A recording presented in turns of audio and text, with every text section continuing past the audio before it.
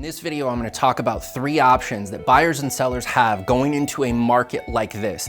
These are options you have not seen for years. No one's wanted to talk about them. And you know what? They're peeking their head up right now, and I guarantee you are going to see more of them in the next 6 months. So let's get into it.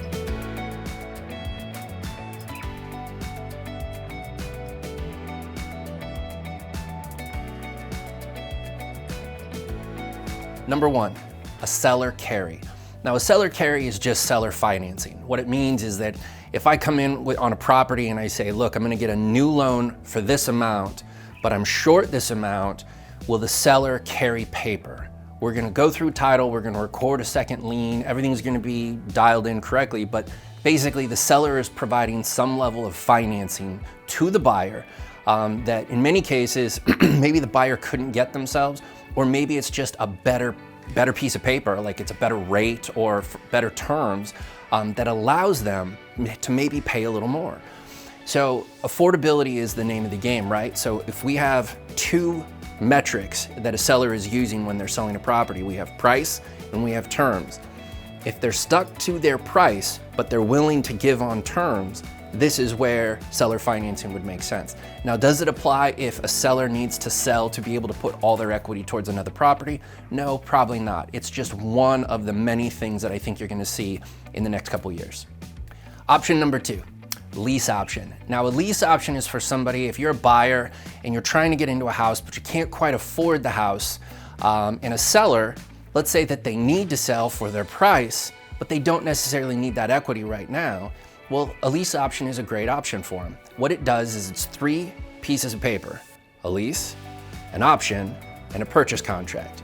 So the lease, the buyer gives them the lease just like you would if you're renting a house. The difference is, in many cases, you're gonna bump it up a little bit more. So instead of maybe a lease for $2,000, let's say the lease is $2,500, but $500 of that every month comes back and goes into an account for your down payment towards the eventual purchase.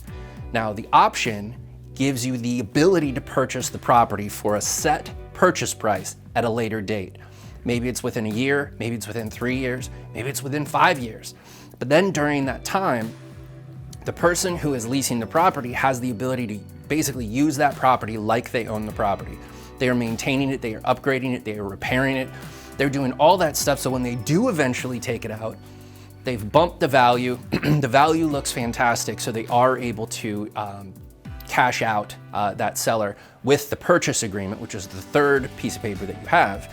And that purchase agreement is the governing document that controls the sale. So again, lease, an option, and a purchase. Just one other tool that you use in a market where interest rates are rising and we're hedging against affordability. Number 3, a subject to. Now, subject to is basically short for subject to existing financing.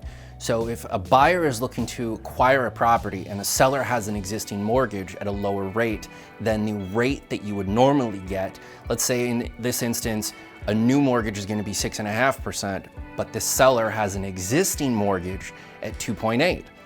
Well, in this case, the buyer is going to ask, hey, can we do a subject to? If the seller cannot sell the house conventionally or they're sitting there and they need their price, this gives the ability to give them their price using maybe terms that aren't necessarily optimum because they don't need the equity right away, right? So we have, again, price and we have terms. They get their price, but we pull back on terms so it makes sense for the buyer. So now the buyer gets to basically take advantage of a 2.85 loan. Now again, there's things that you do in a situation like this. This is not cut and dry and not every loan can you do this. But again, all of these tools can be utilized and I think you're gonna see more of them going forward. Are there liabilities with a couple of them? Yeah, there's things that you just need to know about. These are things that we did a lot of back in the day. And the reason is because when the market changes, you have to adapt accordingly. Different games, different tools. This is what we're looking forward to in the next couple years.